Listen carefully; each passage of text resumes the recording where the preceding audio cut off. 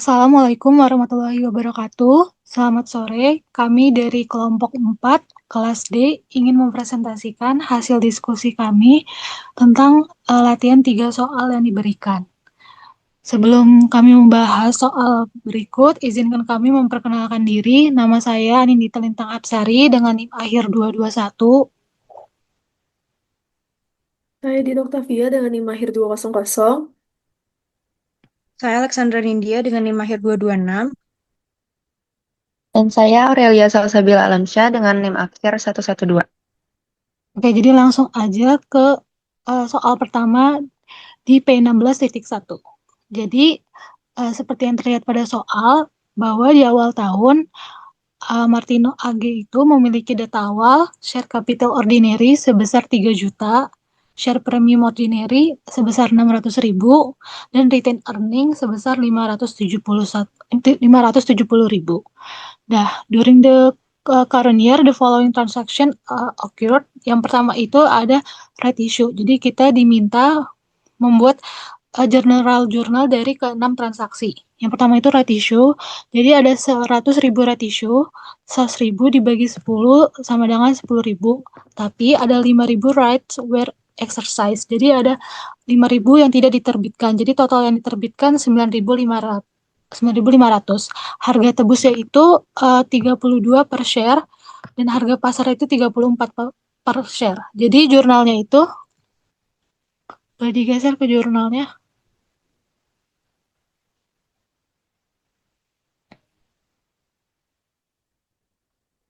Jurnalnya di sana ya. Jadi cash di debit sebesar 304.000, kemudian share capital ordinary sebesar 95.000 di kredit dan share premium ordinary sebesar 209.000 di kredit.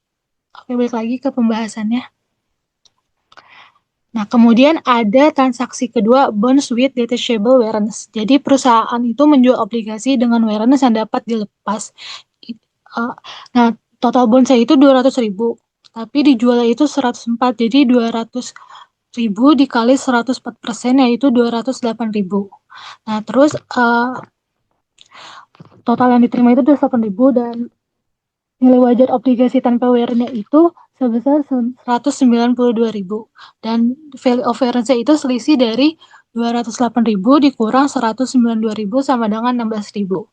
Nah, jadi penjurnalan itu cash di debit sebesar 208.000, kemudian bonds payable di kredit sebesar 192.000 dan share premium warrant sebesar 16.000 di kredit. Kemudian transaksi ketiga, exercise of 18% of warrants. Jadi perusahaan ini menggunakan 80% of warrants-nya. Total warrants-nya itu kan 2.000. Yang digunakan 80% yaitu 1.600. Nah, jadi exercise price itu kan 30%. Jadi cash yang diterima oleh perusahaan itu 1.600 dikali 30 sama dengan 48.000. Nah, untuk share capital itu kan per pair-nya itu 10. Jadi 1.600 dikali 10 sama dengan 16.000. Nah, untuk jurnalnya itu cash di debit sebesar 48.000, share premium warrants sebesar 12.800, kemudian share capital ordinary sebesar 16.000 di kredit, dan share premium ordinary sebesar 44.800 di kredit. Kemudian transaksi keempat, selanjutnya itu perusahaan memberikan program opsi atau share option granted sebesar 10.000.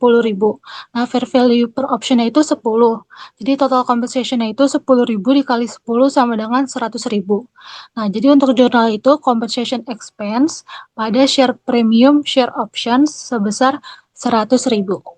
Nah, selanjutnya transaksi kelima.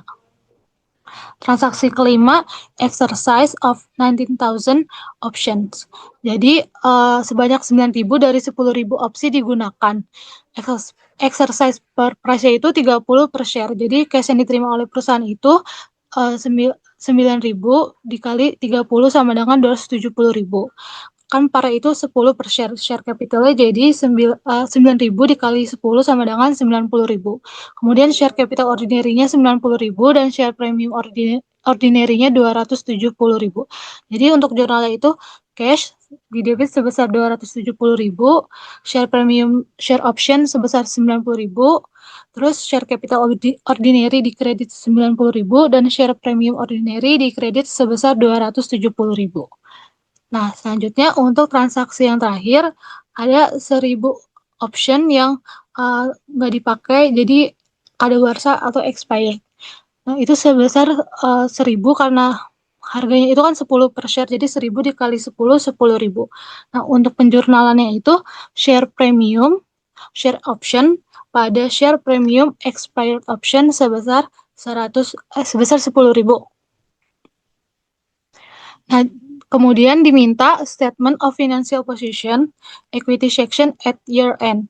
Jadi share capital ordinary itu 3.201.000 itu didapat dari 3 juta ditambah 95.000 ditambah 16.000 ditambah 90.000.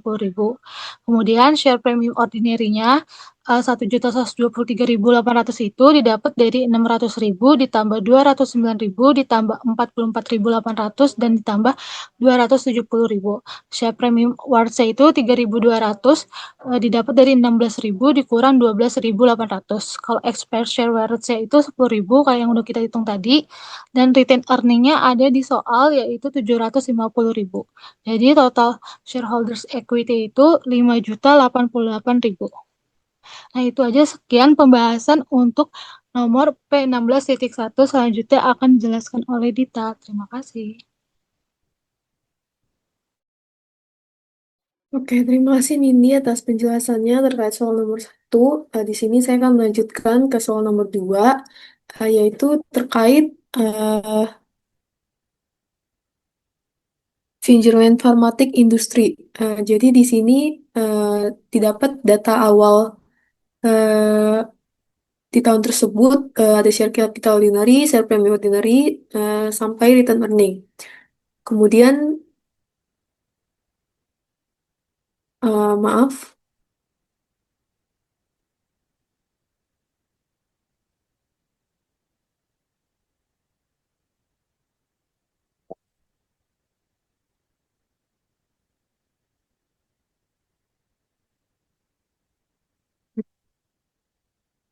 jadi di sini, maaf saya ulangi, di sini terdapat data di 30 Juni 2022, eh, Vinjerland Pharmaceutical Industry, mulai dari share capital preference, share capital ordinary, share premium ordinary, sampai ke total long term, atau total utang jangka panjangnya. Di sini ada beberapa transaksi yang terjadi tahun tersebut.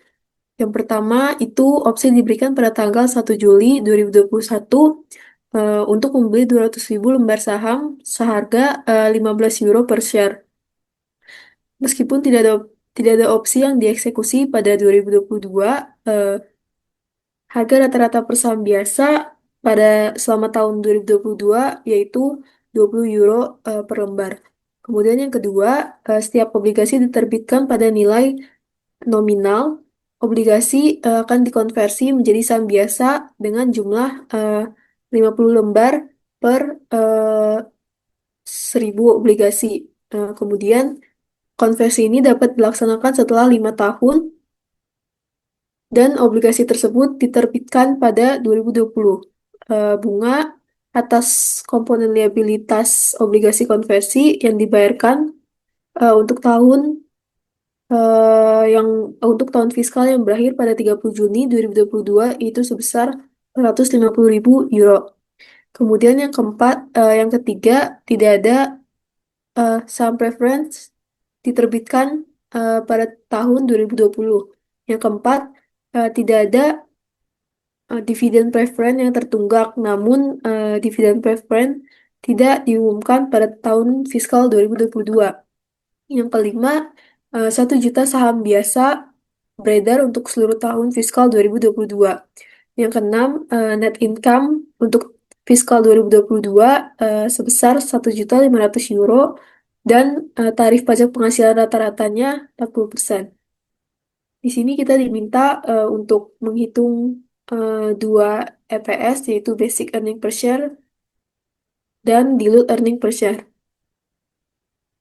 Kemudian di sini pertama kita hitung basic EPS, rumusnya yaitu net income dikurangi preference dividend dibagi sama WAOSO. WAOSO di sini yaitu weighted average ordinary shares outstanding atau dalam bahasa Indonesia-nya itu rata-rata tertimbang jumlah saham biasa yang beredar. Di sini net income-nya sudah didapat dari soal yaitu 1.500.000. Kemudian preference dividennya dapat dari 25.000 dikali 50 per value-nya dikali sama 6% kumulatifnya. Jadi dapat 75.000. Kemudian di sini WAOSO-nya kita pakai yang jumlah saham yang beredar yang issued dan outstanding. Sebenarnya WAOSO di sini akan berubah kalau misalnya di soal dikasih eh, penjelasan terkait perubahan-perubahan sahamnya. Nah, tapi di soal nggak dikasih, jadi kita pakai yang 1 juta. Jadi di sini 1.500.000 dikurang 75.000 dibagi 1 juta sama dengan 1,425.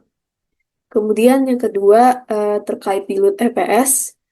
Di sini ada sedikit perbedaan karena dilute EPS ini eh, memperhitungkan sekuritas-sekuritas yang dapat dikonversi kayak obligasi konversi, terus opsi saham sama waran.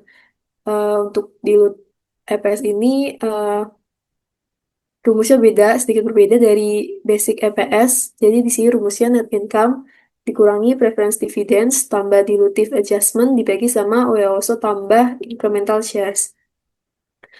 Di soal kita dapat yang pertama terkait adjustment dari convertible bonds. Jadi di sini bunga tahunan sebesar 450.000 itu didapat dari sini bagian transaksi yang kedua. Nah, setelah pajaknya 450.000 dikali 1 minus 40%. 40% ini didapat dari eh, tax average tax average income tax 40% di yang keenam. Satu di kenapa satu kurang 40%? Karena kita anggap 100% kurang 40%. Jadi 450.000 dikali sama 60% didapat 270.000. Kemudian net income adjustment-nya 1.500.000 tambah 270.000. Jadi 1.770.000. Nah, di sini dikurangi sama preference dividend sebesar 75.000 yang tadi udah dihitung di atas. Jadi didapat 1.695.000. Kemudian ada convertible bonds payable di sini sebesar 5 juta dengan satu obligasi nilainya 1.000 euro. Totalnya jadi 5 juta bagi 1.000 didapat 5.000 obligasi. Kemudian 5.000 obligasi ini eh, akan dikonversi dikali sama 50 shares. Jadi didapat 250.000 saham baru. Kemudian yang kedua adjustment terkait stock option. Eh, di sini didapat dari soal 200.000 lembar saham dengan harga per sahamnya 15 euro itu kalau misalnya semuanya dijual didapat 3 juta. Nah, 3 juta ini bakal dipakai lagi untuk beli saham. Jadi kayak treasury stock gitu senilai 20 euro. Jadi eh, 3 juta dibagi sama 20 dapat 150.000 saham. Nah, 200.000 lembar saham yang tadi dikurangi sama 150.000 lembar dapat lembar sahamnya jadi 50.000. Jadi di sini total saham yang beredar 1 juta tambah 250.000 tambah 50.000 sama dengan 1.300.000. Kemudian di sini kita masukkan angka-angkanya. Net income tadi 1.500.000 kurang preference dividennya 75.000 tambah dilute adjustment-nya 270.000 yang ini. Didapat kemudian WAOSO-nya 1 juta. Kita pakai nilai WAOSO yang sama kayak yang A. Ditambah 250.000 tambah 50.000 itu didapat dari sini. Jadi 1.695.000 dibagi 1.300.000 didapat EPS-nya itu 1,304. Jadi kesimpulannya, kalau misalnya semua saham sama obligasi yang dikonversi itu dijalankan, laba saham akan turun dari yang awalnya 1,423 jadi 1,304. Kemudian untuk soal selanjutnya akan dijelaskan oleh Alexa. Terima kasih. Ya, terima kasih Dita. Bisa di next ke selanjutnya. Ya, oke. Bisa ke atasan dikit ya. Oke, jadi saya akan membahas soal yang terakhir yaitu P16.6. Masih sama juga akan menghitung dari basic dan dilute IPS. Seperti yang tadi udah dijelasin juga sama teman-teman saya sebelumnya bahwa basic dan dilute EPS ini lebih kompleks dilute EPS karena memperhatikan waran dan lain-lain gitu. Nah, jadi di soal ini Charles Austin, yaitu adalah controller dari perusahaan Thomson, itu ditugaskan untuk menentukan basic dan diluted earning per share pada akhir tahun, yaitu Desember 31 di 2023. Nah, ada sedikit informasi yang diberikan, dan dari semua itu saya rangkum. Yang pertama yaitu net income-nya pada tahun 2023, yaitu sebesar 11.550.000 dolar. Lalu, ordinary shares yang outstanding pada akhir tahun 2022 yaitu sebanyak 2 juta lembar. Lalu, preferred shares outstanding-nya pada awal tahun 2023 itu adalah 700.000 lembar. Dan dividen dari preference shares yang tadi itu yaitu sebanyak 0,75. Kenapa 0,75? Karena dibilang di awal bahwa dibagikannya itu secara quarterly atau em, setiap empat setiap 3 bulan. Nah, jadi tadi tuh yang apa namanya jumlah dividennya itu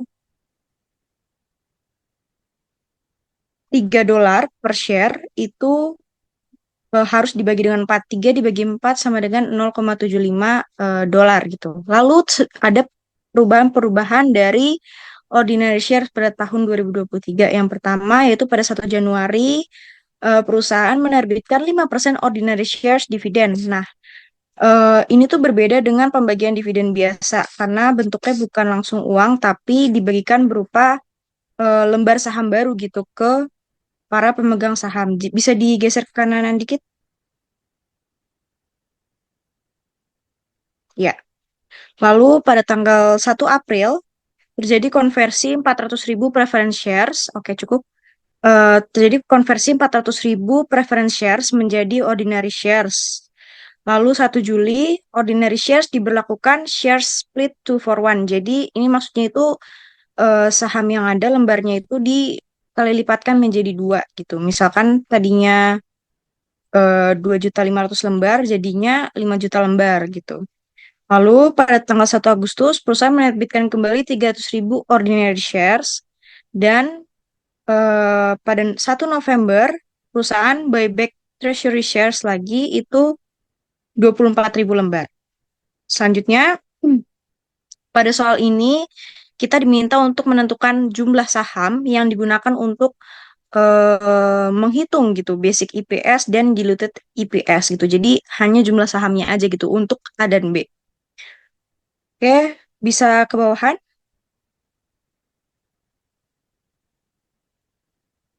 Ya, oke, ya. Nah, sekarang saya akan membahas yang pertama yaitu menentukan jumlah saham yang digunakan untuk mengcompute basic EPS.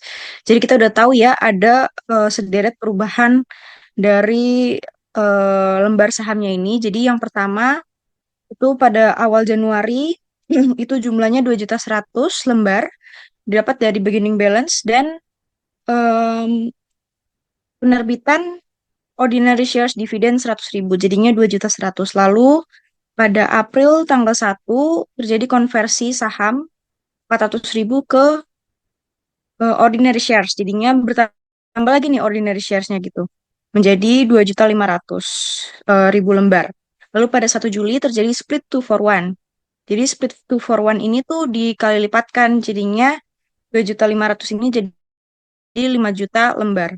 Lalu pada 1 Agustus, perusahaan menerbitkan kembali 300.000 lembar ordinary shares, jadinya bertambah lagi. Jadinya 5.300.000 lembar. Lalu pada 1 November, perusahaan membeli saham treasury 24.000, berarti dikurangi gitu kan. Kalau kita beli saham balik lagi, buyback berarti mengurangi jumlah saham yang beredar. Berarti 5.300.000 dikurangi 24.000 menjadi ending balance-nya pada 31 Desember 2023 yaitu 5.276.000. Perlu digarisbawahi bahwa saat menghitung IPS ini kita tuh menghitung earning per share khusus untuk saham biasa gitu, ordinary share. Makanya kita menghitungnya ya memperhatikan ordinary shares aja gitu. Oke, bisa agak ke bawah. Nah, karena tadi dibilang, oke cukup. Karena tadi dibilang bahwa yang kita perlukan adalah menghitung jumlah sahamnya gitu kan, yang digunakan untuk menghitung basic EPS gitu. Nah, berarti kita perlu menghitungnya menggunakan cara WAOSO, yaitu menggunakan rata-rata tertimbang atau weighted average number of shares outstanding. Jadi, em, ada mencatatkan tanggal perubahannya, terus jumlah sahamnya, restatementnya, fractionnya, dan weighted shares-nya. Yang pertama, pada periode pertama ya, 1 Januari sampai 1 April, itu jumlah sahamnya 2.100.000, seperti yang tadi udah kita hitung di atas itu. Lalu terjadi restatement dikali 2. Kenapa sih ada restatement? Karena pada tanggal, apa namanya, pada periode Juli, bisa kata sedikit? Nah, oke. Karena pada 1 Juli itu terjadi split 2 for 1 kan. Berarti transaksi sebelumnya itu, sebelum Juli, itu harus dikali lipatkan gitu jumlah lembar sahamnya. Gitu. Makanya kita restatement 2. Lalu fraction itu 3/12 dari mana? Dari Januari, Februari, Maret gitu. Dikalikan menjadi 1.050.000 lembar. Lalu pada 1 April sampai 1 Juli, shares-nya itu 2.500.000, restatement-nya 2, dan fraction-nya 3/12 dari April, Mei, Juni gitu. Sehingga weighted shares-nya itu 1.250.000. Lalu di periode 1 Juli sampai 1 Agustus, shares-nya ini kan udah di split 2 for 1, jadi shares-nya ini udah 5 juta. Nah, berarti kita nggak perlu restatement lagi. Jadi restatement-nya itu 1. Terus fraction-nya berapa? Karena cuma Juli sampai Agustus, berarti 1 doang. 1/12, jadi Juli gitu. Lalu weighted shares-nya menjadi 416.667. Lalu periode selanjutnya 1 Agustus sampai 1 November, shares-nya itu 5.300.000. Dan restatement-nya itu 1, fraction-nya 3/12. Karena dari 1 Agustus, 1 September, 1 Oktober. Jadi 3/12. Sehingga weighted shares-nya itu 1.325.000. Lalu 1 November sampai 31 Desember, itu shares-nya 5.276.000. Dapat dari mana sih shares-nya segitu banyak? Dari ending balance per 31 Desember 2023 yang di atas. Dan kita nggak perlu restatement lagi. Terus fraction-nya itu 2/12 dari mana? Dari November, terus Desember. Desember ikut dihitung karena sampai akhir bulan gitu, bukan awal bulan. Sehingga weighted shares-nya itu 879.3333. Nah, setelah itu diakumulasikan dari atas sampai bawah, dari awal sampai akhir, sehingga WAOSO-nya yang digunakan untuk menghitung basic IPS adalah 4.921.000 lembar. Sekian dari saya, bisa dilanjutkan oleh Aurel.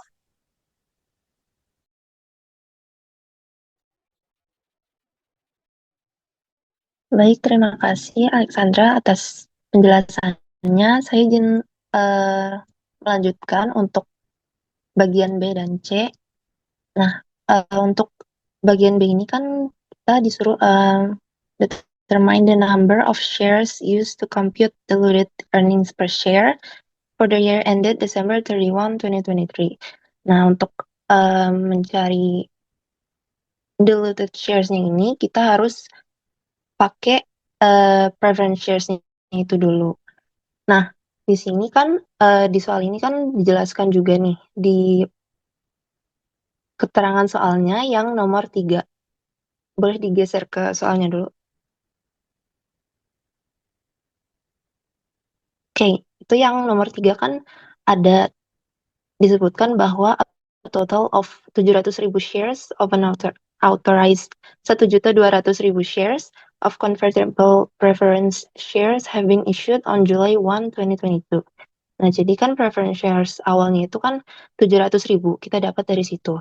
Nah, sementara itu di aktivitas pada tahun 2023 yang nomor 2 itu tuh dijelaskan bahwa 1 April 2023 400.000 shares dari 700.000 shares yang tadi itu di-convert jadi ordinary shares. Nah, otomatis kan sisa preference shares yang belum di-convert itu tinggal dikurang aja kan, 700.000 dikurangin 400.000 dapatlah 300.000. Nah, karena tadi juga di soal ditulis bahwa ada sistem split 2-for-1 stock, jadinya yang 300.000 preference share-nya tadi itu dikalikan 2, jadinya 600.000 ordinary shares. Karena dalam sistem 2-for-1 split stock itu kan satu preference shares itu sama dengan 2 ordinary shares. Jadinya untuk diluted shares-nya itu kita tinggal tambahin basic shares-nya yang tadi boleh digeser ke bawah. Oke, kita tinggal tambahin basic shares. Basic shares-nya itu 4.921.000 ditambahkan dengan yang tadi, yang 600.000 shares. Itu didapatlah 5.521.000. Itu untuk yang B. Nah, untuk yang C, itu disuruh compute the numerator in the basic earnings per share calculation for the year ended December 31, 2023. Nah, di sini kita disuruh mencari kayak pembilangnya gitu kan. Pembilangnya untuk mencari basic earning per shares-nya. Nah, rumusnya sama seperti yang tadi yang chapter sebelumnya itu sudah disebutkan basic EPS itu rumusnya net income yang setelah pajak atau after tax dikurangin preference dividends dibagi dengan WAOSO. Nah, untuk net income-nya itu kan di soal itu sudah diketahui yang keterangan nomor 5. Nomor 5 yang atas lagi. Nah, itu.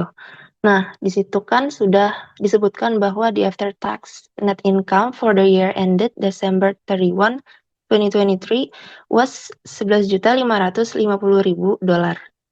Nah, berarti kita tinggal mencari preference dividends itu berapa, karena WAOSO-nya tadi kan udah diketahui kan. Nah, untuk mencari preference dividends itu, berarti kan kita makanya itu kan kuartal atau 3 bulan gitu. Nah, berarti dari Januari 1 sampai 3 bulan itu kan berarti Januari, Februari, Maret. Nah, 1 Januari sampai 31 Maret itu kan preference dividends-nya itu masih 700.000 kan.